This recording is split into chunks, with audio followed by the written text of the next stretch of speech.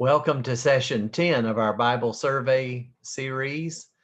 We are so glad that you are able to join us, and I'm hoping that you're finding this beneficial, and I'm hoping some of you are still tracking with me.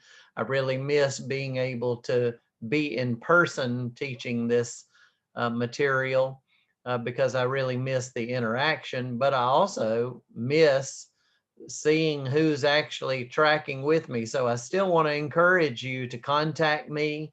Let me know if you have questions or thoughts about any of the teaching or any of the material. I miss the interaction, and um, I hope I'll get to see you um, in person or hear from you by email or text, just to see that you're tracking with me. Today, we are going to be looking at session 10, which will be the wisdom literature of the Old Testament, um, which is usually includes the books of Psalms, Proverbs, Ecclesiastes, Song of Solomon, and Job. So that's the material we're hoping to cover today. Um, again, my name is Stephen Clybourne. I'm the senior pastor at Earl Street Baptist Church in Greenville, South Carolina. If you'd like to follow along, the outline can be found on pages 25 and 26 of our study guide. And our study guide can be accessed through the website at esbcgreenville.org, where you can also find the other videos in this series. You just go to that home page and click on the resources tab and then the Bible survey tab, and you'll be at the right place. Well, much of the worship and wisdom literature began to be developed um, during and after the Babylonian exile, which we talked about that period of time in the 6th century BC. We talked about that period of time in the last session. So during that Babylonian exile is when a lot of the worship literature of Israel and also the wisdom literature began to be developed, compiled. Although much of the material originated at a much earlier time, it began to be compiled during this period of time. And then in the Second Temple, which was dedicated in 515 BC, as we discussed in the last session, the wisdom literature, along with the Psalms, came to be used as a part of worship. The poetical parts of the Hebrew scriptures, or the Old Testament, amount to about 1/3 of the Old Testament. They include the Psalms, the Proverbs, Song of Solomon, Lamentations, almost all of Job, much of the prophetic literature, and many passages in the narrative literature. So Hebrew poetry was very common, and the literature of the Old Testament may be divided into really two categories: the prose section, which is usually narrative in form, and poetry. The poetry in most modern translations of the Bible is offset in the margins to distinguish it from prose. So if you see in your modern translation of the Bible, paragraphs that then are interrupted by a lot of white space where the language is spread out in the from the margins, that's usually an indication of a poetic section. And so because poetry has to be interpreted differently from prose, it's probably essential for us to spend some time thinking about the distinctive characteristics of Hebrew poetry so that we can be responsible interpreters of the poetic sections of the Bible. You don't interpret English poetry the same way as you interpret English prose. So there are two basic characteristics which distinguish Hebrew poetry. Usually when we think of English poetry, we often think of rhyme and rhythm. But in Hebrew poetry, it's parallelism and rhythm. And we're going to spend a little bit of time talking about what we mean by parallelism. Parallelism is a balance not only of form, but also of thought between successive lines in a poem. So there will be one rhythmic line, and then there will be a second rhythmic line, and there will be some kind of balance of thought between the first line and the second line. And there are three basic types of parallelism that are the most common in Hebrew poetry. The first is synonymous parallelism. Synonymous parallelism is when the thought of the first line is expressed in the second line using different words. So the first thought and the second thought are different ways of expressing the same thought. Let's look at a couple of examples of that. If you'll turn in your Bible to the prophecy of Isaiah, chapter 1.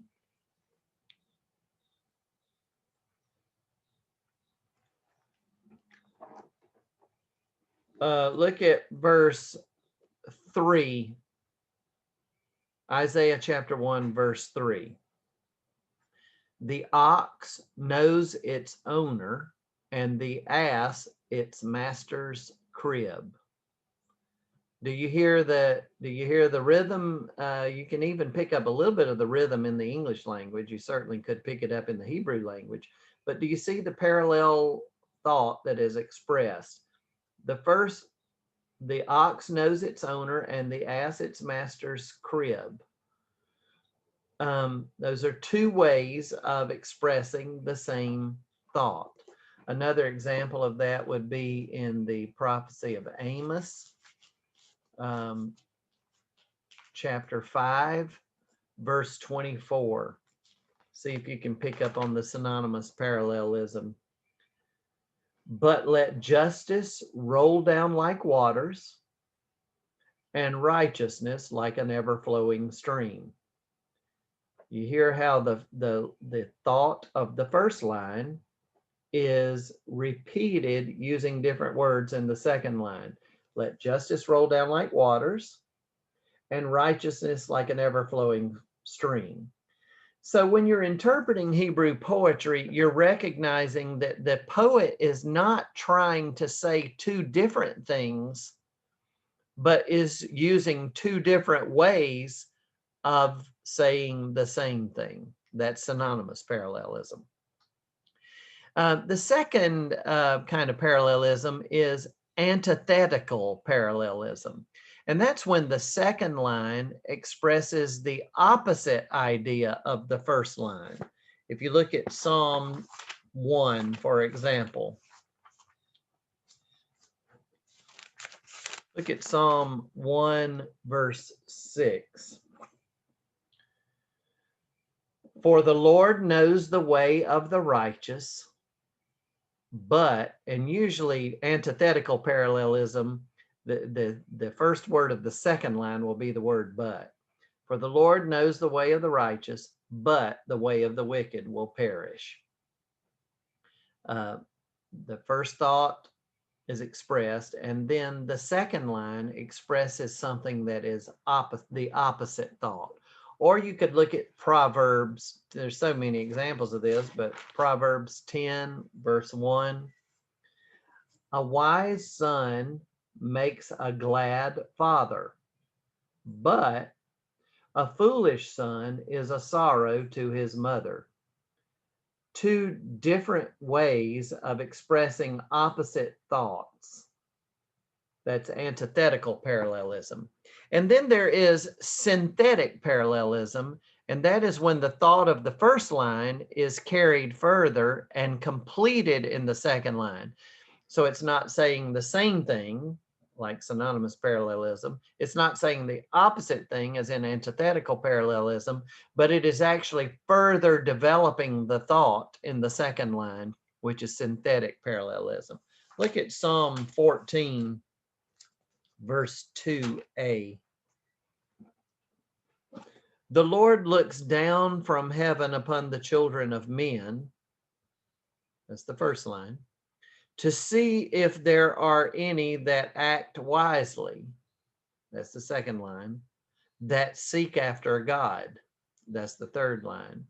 So the thought of the first line is carried further and completed in the second line, or continued in the second line, or even completed in the third line.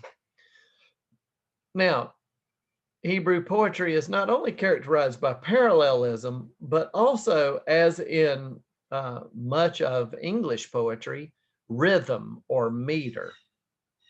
Hebrew poetry had a strong emphasis on rhythm, which made it easy to remember. It's the rhythm that actually embeds the thought into the memory, and that's why music is such a powerful way to memorize thoughts. Each line usually had 2 or 3 strong accents or beats.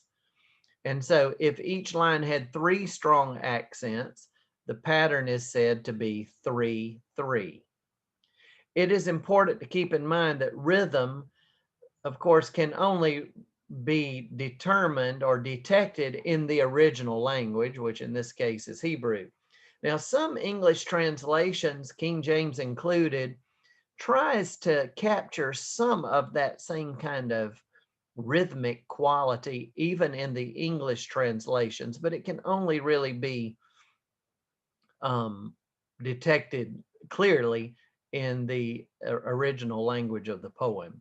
So 3-3 meter was by far the most common rhythm, and this is the characteristic rhythm of Proverbs, and it's quite frequent in the prophetic book and in the book of Psalms. 2-2 meter is used most often to communicate intense emotion and urgency, quickness, or excitement. And then there was also 3-2 meter, which is called the Kenah, which is the typical meter for lament. Sadness was expressed by an uneven number of beats. And so the Book of Lamentations was almost exclusively written in 3-2 meter. Well, there are certain literary associations in wisdom and worship literature. For example, the Psalms, the worship literature, which is often referred to as the ancient hymnal of Israel. They were associated with David. Just like as we have seen the Torah, the first 5 books of the Hebrew scriptures, Genesis, Exodus, Leviticus, Numbers, and Deuteronomy, are associated with Moses and were influenced by Moses, even though Moses did not actually write all 5 of those books. In the same way, Psalms are associated with David.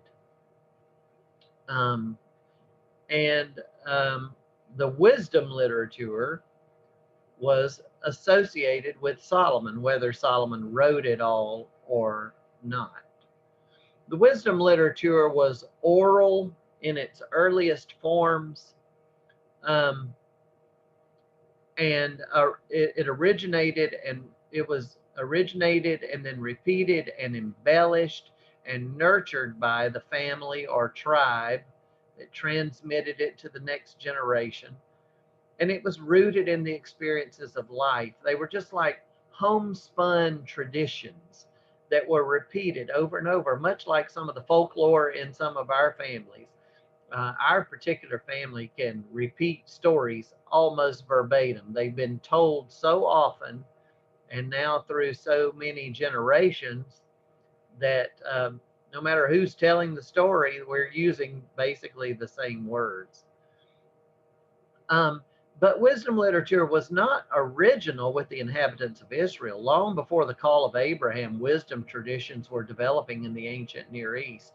Many of these traditions were later written down and are believed to be some of the sources that were used in the writing and compiling of the wisdom literature of the Bible. Israel's wisdom was really an inspired part of a larger pool of wisdom uh, of the Near East. There were two real categories of wisdom traditions. There were the practical and the philosophical. The practical category of wisdom tradition was concerned with everyday living. This kind of wisdom took a simple, orthodox view of life. It reduced life to a series of rational propositions, and the book of Proverbs is filled with this kind of practical wisdom tradition.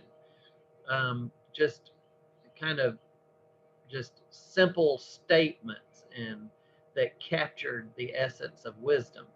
But another kind of wisdom contained in the wisdom traditions were the philosophical kinds of wisdom literature that were more theoretical, more speculative. And this kind of wisdom included extended discussions involving the deep issues of life that often cannot be reduced to or resolved by logical, catchy sayings. And so, an example of this kind of philosophical wisdom literature is the book of Ecclesiastes.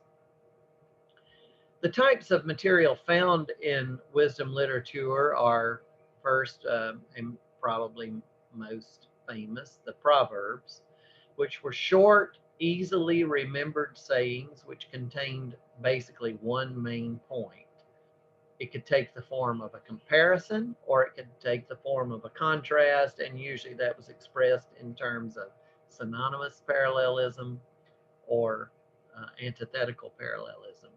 But there were also riddles found in the wisdom literature. There were reflective essays on particular problems of life. There were fables, which were stories that usually had a moral point to them, and sometimes giving human characteristics to plants and animals. There were allegories and there were parables, all kinds of forms of wisdom literature. In the Hebrew concept of wisdom, there were three elements reflected by the Hebrew synonyms used for wisdom. There were a lot of parallel words used for wisdom, such as knowledge, discretion, insight, prudence, understanding. All of these were parallel terms for the word wisdom. Well, there was intellectual wisdom, and this aspect of wisdom emphasized the value of study, training, and knowledge. There was moral wisdom, and that aspect of wisdom emphasized that there is no real, true, pure wisdom apart from goodness and morality. And the third was religious wisdom, which emphasized a fear of God, which, according to Proverbs 1:7, is the beginning, the starting point, and the foundation of all wisdom. The term wisdom was used in wisdom literature in several different ways. Sometimes the term wisdom was used to refer to a technical skill or a talent of a worker. Sometimes it was used to refer to a skill of a navigator of a ship.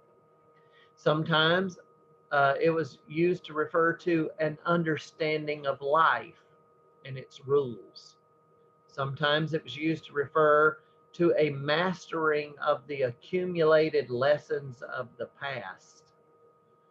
Sometimes it was used to refer to a special gift granted by God, therefore not something generated by human initiative or ingenuity, but just a gift that was graced upon an individual by God. And in the fullest sense, the term wisdom referred to um, God's wisdom in an ultimate sense. The characteristics of wisdom literature, in contrast with other Jewish writings, was, first of all, wisdom literature was international rather than national. The language of particularism is absent in wisdom literature, whereas so much of the Old Testament, as we have seen, has been directed toward or describing the nation of Israel, God's chosen people. But wisdom literature is not particularly directed to or describing God's particular people, but it is more universal in its application. There is no mention of God's election of Israel. There is no mention of the temple or the tabernacle or the priests or the law or the covenant. It transcends all of those references. Wisdom is also human-centered rather than God-centered. That does not mean that it ignores God, but it emphasizes the role of human response and human activity. And wisdom literature is rationalistic rather than based on direct revelation. It's what we might say common sense. It does not rule out God's revelation, but it prefers to refer to revelation as wisdom. And wisdom literature, generally speaking, is individualistic rather than directed toward a nation. And it is practical rather than theoretical, often practical. Although, as we have seen, there are those philosophical elements of wisdom as well. Now, there are several Hebrew words that are translated fool, and fool is usually used in antithetical parallelism to contrast with the wise person. There's 6 different words that describe the opposite of a wise person. And all of these fools, as we will see, are still around. There is the Hebrew word pethi, which means simple or open. This term describes someone who is gullible and easily led astray. There is the term keser lev, which means without heart or without mind. This term describes someone who is just brainless, senseless. There are the other 2 words.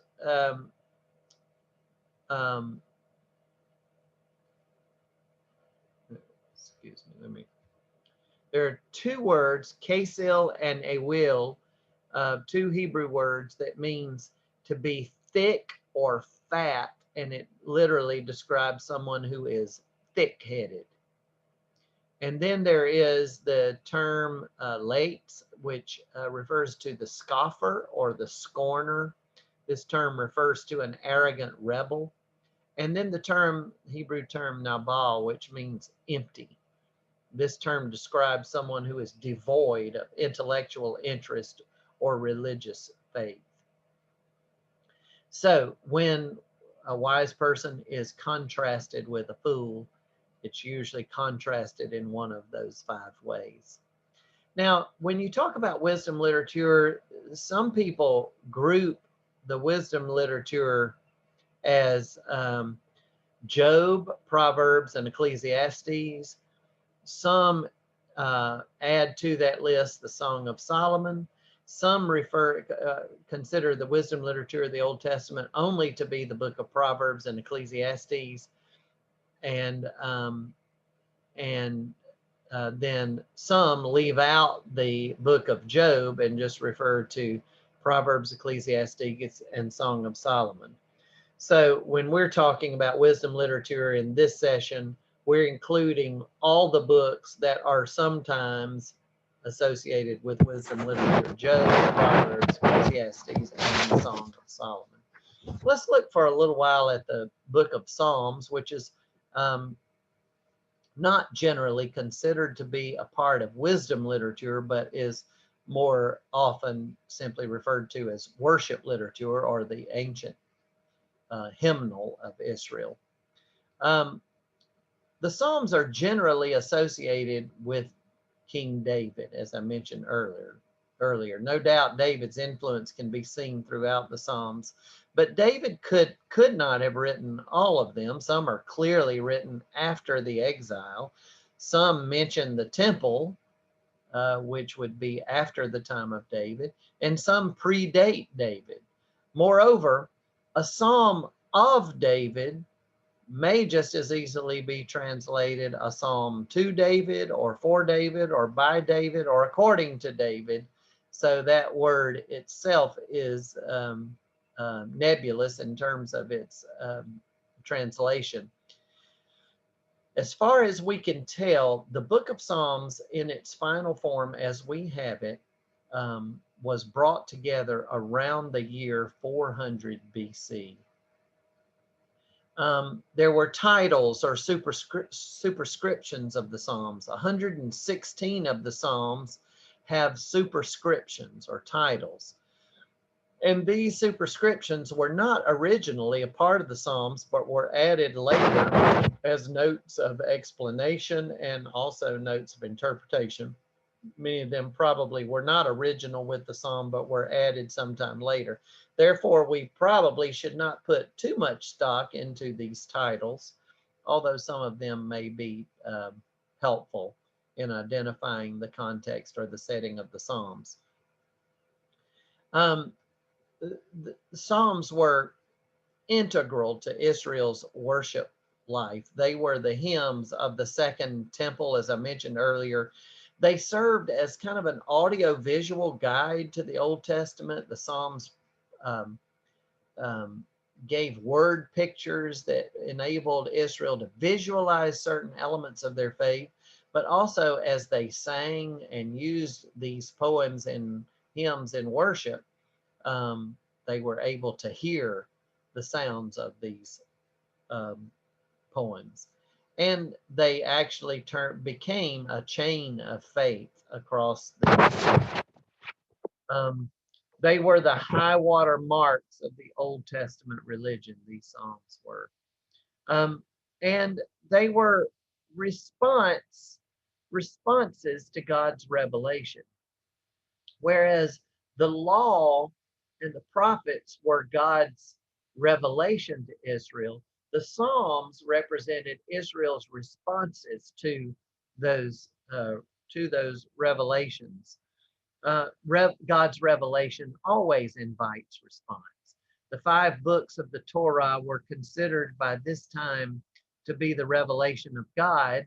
And so then the book of Psalms includes 5 books within the book of Psalms to represent the response, the proportionate response of God's people to his revelation. So as you move through the book of Psalms, you'll see that it is divided into 5 books, not coincidentally corresponding to the 5 books of the law.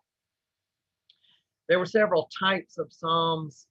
There were the Psalms of praise, which is, I think, most often what many people think of when they think of Psalms. Psalms like Psalm 100, make a joyful noise to the Lord, all you lands. Serve the Lord with gladness. Come before his presence with singing. Know that the Lord is God. It is he who has made us and not we ourselves. We are his people and the sheep of his pasture. Enter into his gates with thanksgiving and his courts with praise. Be thankful to him and bless his name. For the Lord is good. His mercy is everlasting and his truth endures to all generations. A lot of Psalms. The Lord is my light and my salvation. I will bless the Lord at all times. A lot of those Psalms are Psalms of praise. But there were laments. There were individual laments like Psalm 55, where that is attributed to David when he was confronted by the prophet Nathan and had to confess his sins to God, one of the most famous of all the Psalms, Psalm 55. I'm sorry, that's not the one that came after Nathan's confrontation. That would be Psalm 51. Um, but Psalm 51 is more of a hymn of confession. Psalm 55 is an individual lament. Um, Give ear to my prayer, O God, and hide not yourself from my supplication. Attend to me and answer me. I am overcome by my trouble. I am distraught by the noise of the enemy because of the oppression of the wicked, for they bring trouble upon me, and in anger they cherish enmity against me. You hear the lament of the individual. But then there are also communal laments like Psalm 137 that we referred to several times in last session, a psalm that was written on behalf of God's people who were in exile in Babylon. By the waters of Babylon, there we sat down and wept when we remembered Zion. There are also royal psalms. For example, Psalm 21, usually written for the coronation of a king. Uh, in thy strength, the king rejoices, O Lord, and in thy help, how greatly he exults. Thou hast given him his heart's desire.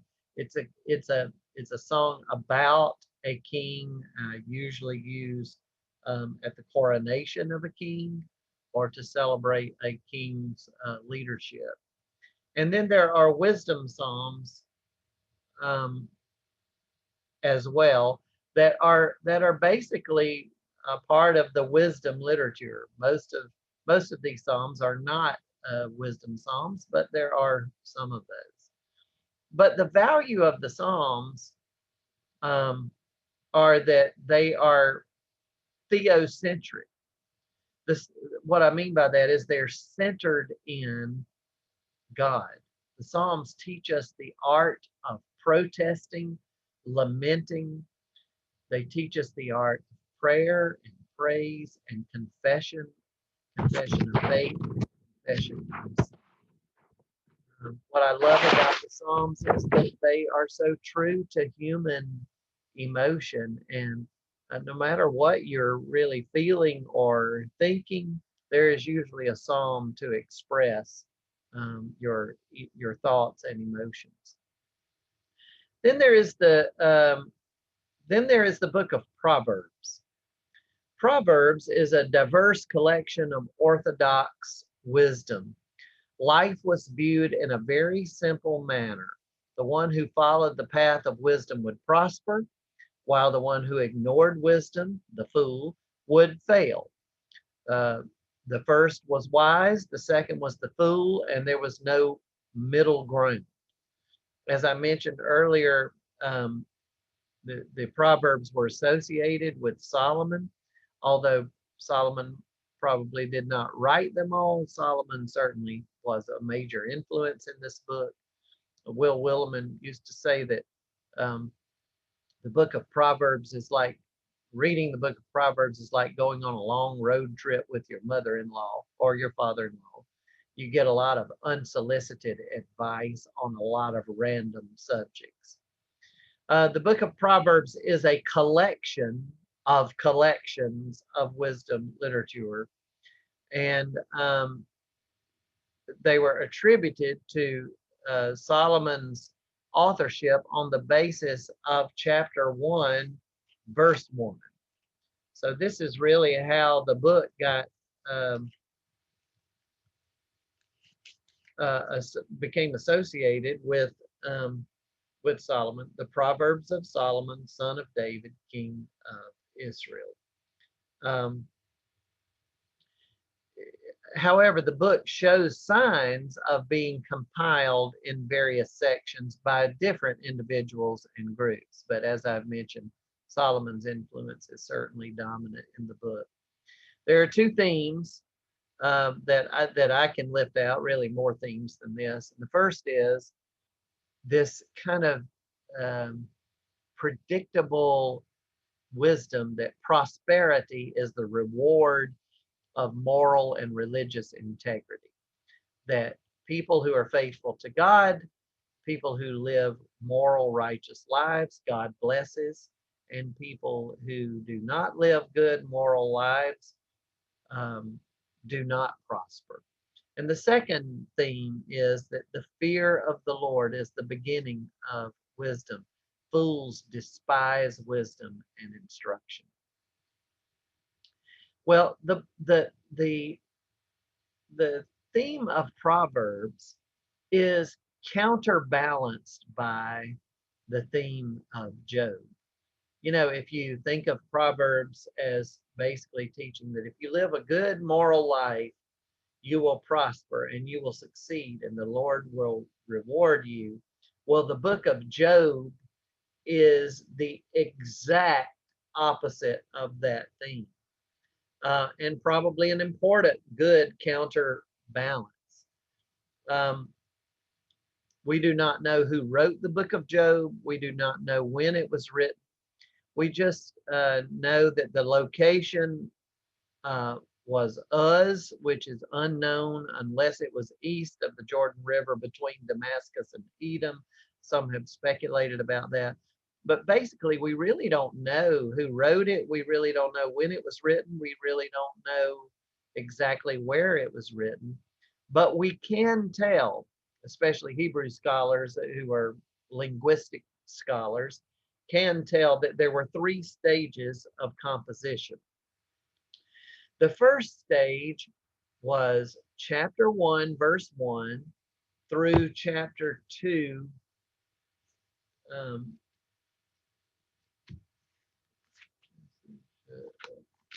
I had to think about where the book of Job is, and right before Psalms. If you go to the book of Job, you'll see that chapter 1, verse 1 through chapter 2, verse 13 is a narrative prose section. And then starting with chapter 3, verse 1, you get into a poetic section. So chapter 1, verse 1 through chapter 2, verse 13, and then chapter 42, verses 7 through 17 appear to have been the original story of Job. An ancient folk tale circulated orally for hundreds of years and written in the prose of the Hebrew language of around 1000 to 800 BC. The second phase of composition picks up, and by far the longest phase, picks up in chapter 3, verse 1 and goes all the way through chapter 31, verse 40, and then continues again in 38, 1 through 42, 6. This is a very, very long poetic section written in 3 cycles.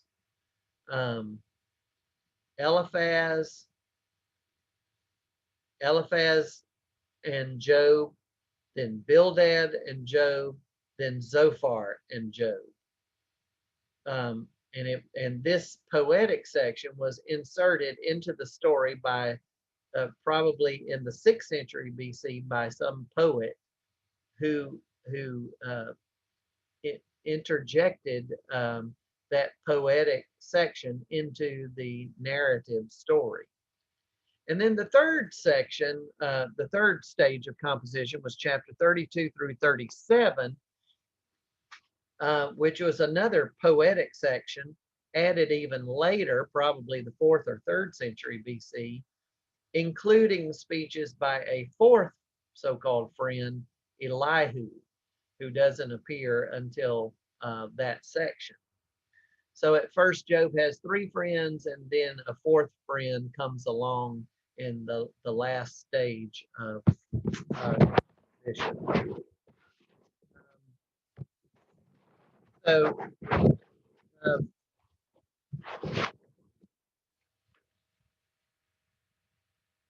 the messages of the book is that justice triumphs ultimately, but not always immediately. And that God, not people, rules the affairs of humankind. and that suffering often has meaning and is not always the result of disobedience. The way the story of Job is set up is that Job was blameless and upright. And then the Lord allows the Satan in the story, the accuser, the tempter, the tester, to remove Job's blessing. So the assumption was that Job was blessed because he was blameless. But then Satan turned that on its head, and the Satan said to the Lord, no, he's blameless because he's blessed. You take away his blessings from him, and he will turn on you. And so the Lord, in this curious exchange between the Satan and the Lord allows the Satan one by one to remove the blessings of Job, as long as the Satan didn't take his life. And of course, Job had all of these calamities visited upon him. His wife encourages him to just curse God and get it over with and die. But Job, even though Job protested, even though Job um, um, lamented and protested, Job still ultimately remained faithful to God, although he did go back and forth some, as anybody would, after suffering the way he did. So sometimes this story teaches us that sometimes people suffer not because they are immoral. Sometimes people suffer because they are righteous. And of course, the ultimate example from a Christian standpoint is Jesus himself, who suffered precisely because he was righteous, and suffered on behalf of the unrighteous. Well, after Job had all of these um, calamities visited upon him, um, they he had three friends who came to him, Eliphaz, Bildad, and Zophar, and they came to condole and comfort him. And when they saw him from afar, they did not even recognize him because he had been reduced to such a shell of a person. And they raised their voices and wept. They tore their clothes as a sign of their remorse. They sprinkled dust on their heads toward heaven. They sat with him on the ground 7 days and 7 nights in silence. And it seemed like these friends were doing everything right.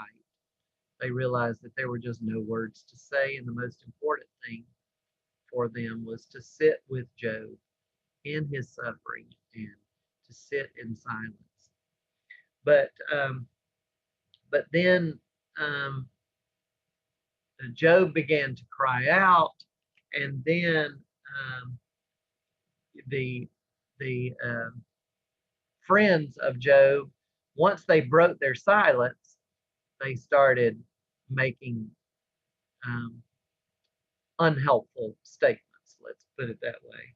For example, in chapter 4, verse 7, Eliphaz says, think now, who that was innocent ever perished?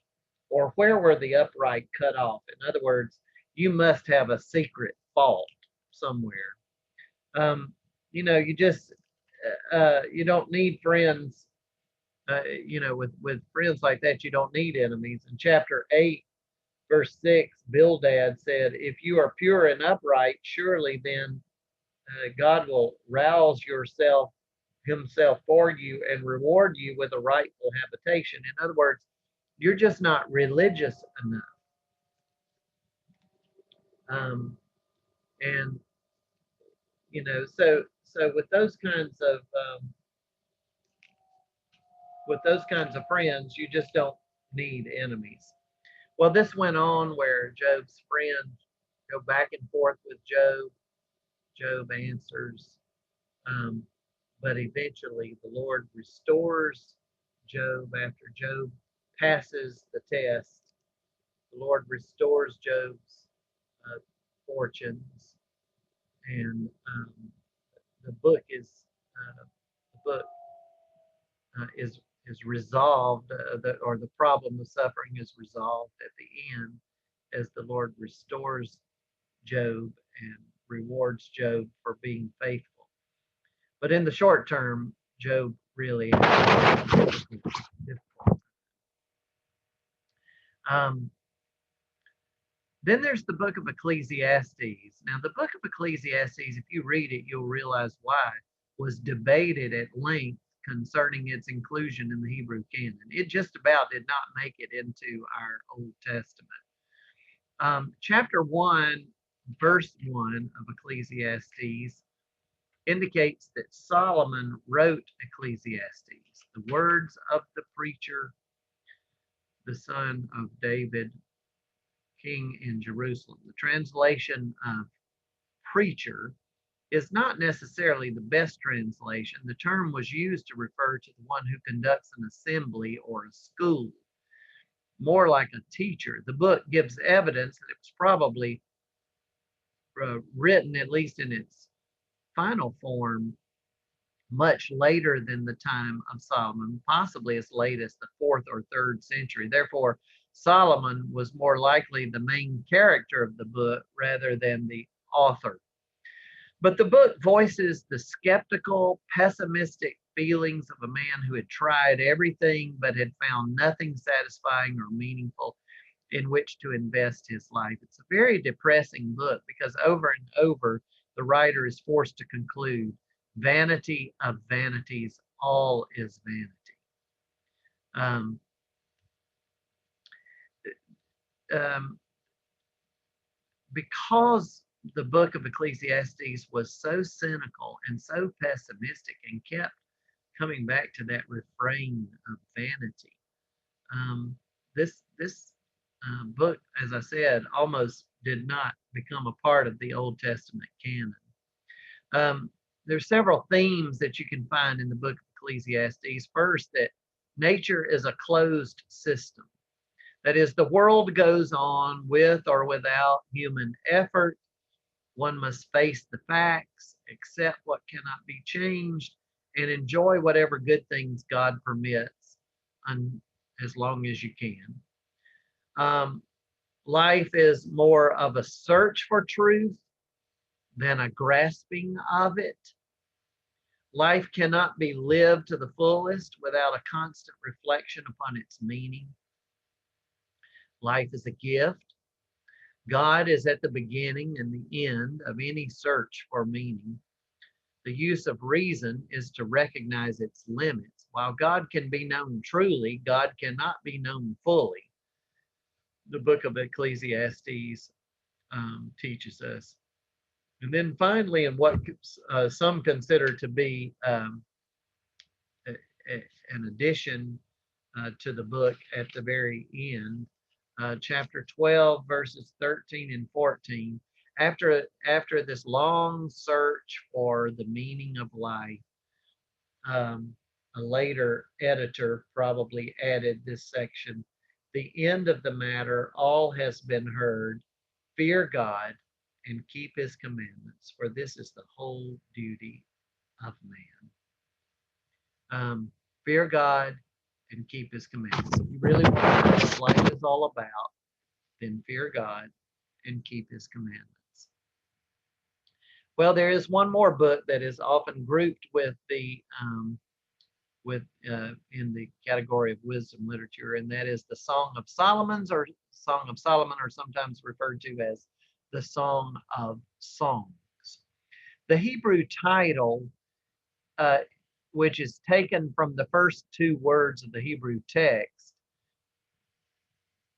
is often Song of Songs. Those are the first 2 words of the Hebrew text, which is the phrase Song of Songs is a superlative expression denoting the best or the most excellent of songs.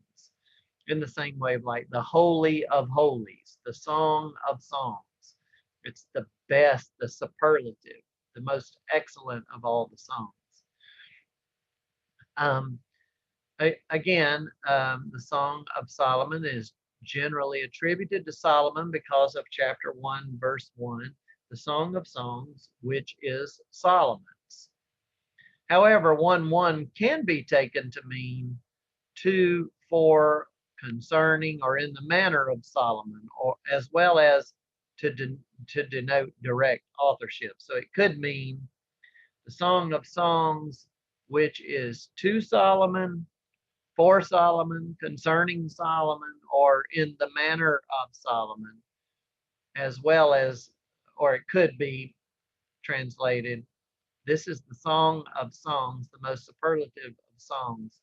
And this song was actually Solomon's song.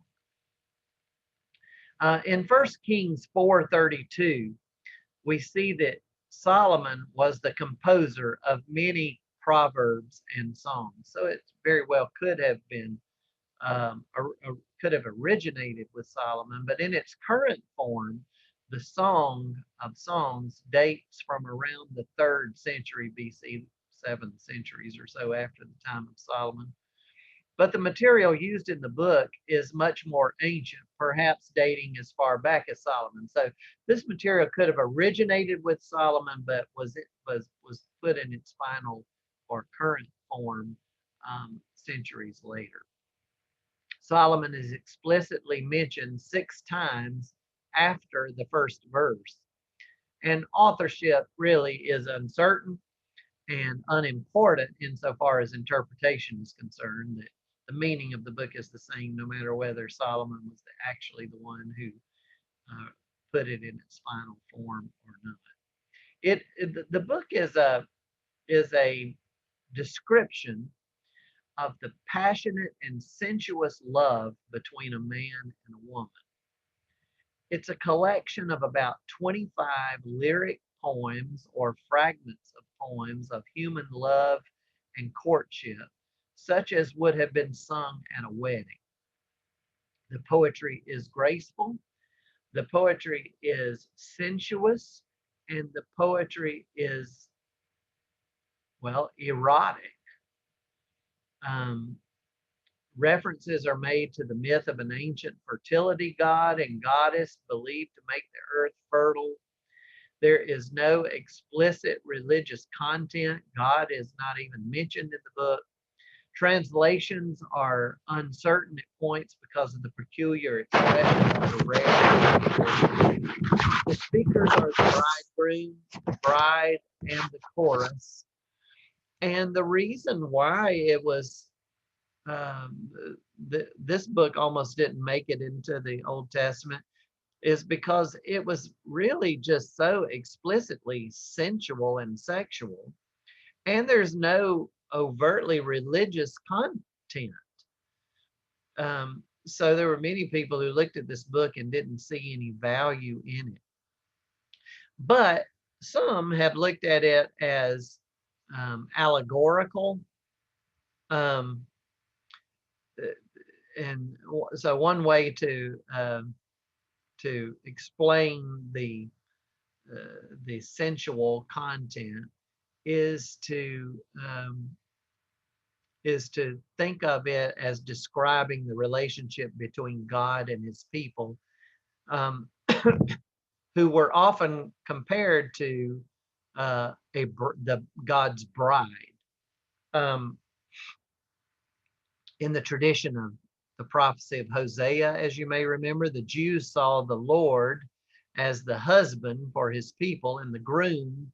So the groom would have been Yahweh and the bride would have been Israel.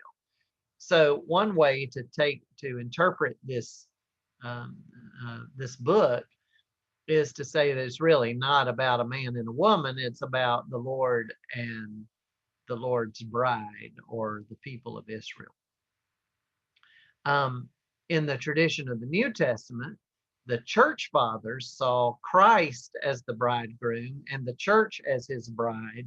And so that's another allegorical way that Christians have justified the inclusion of the Song of Songs in the Hebrew canon.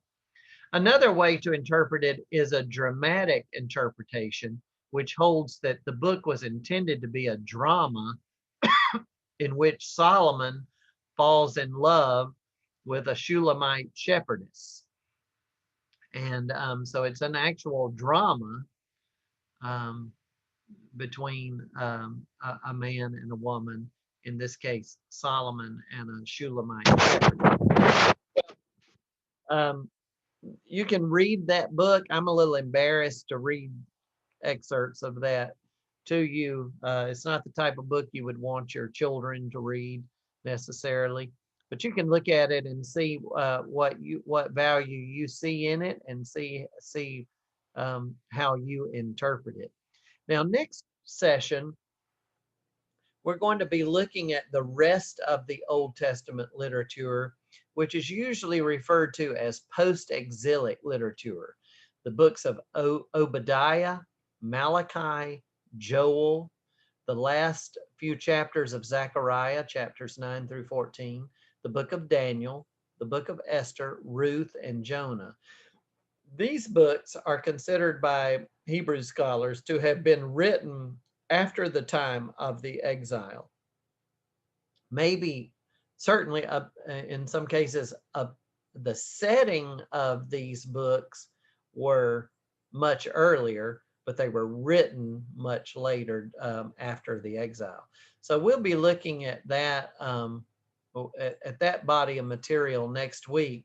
That'll be a lot of material. And then after that, only one more session in the Old Testament part of our Bible survey course, when we look at the period of time between the Old Testament and the New Testament. I look forward to seeing you next session, and I do encourage you to please feel free to contact me and email me, and let's talk. And if you have questions or comments or just want to talk about any of this material, I'd love to have that conversation with you.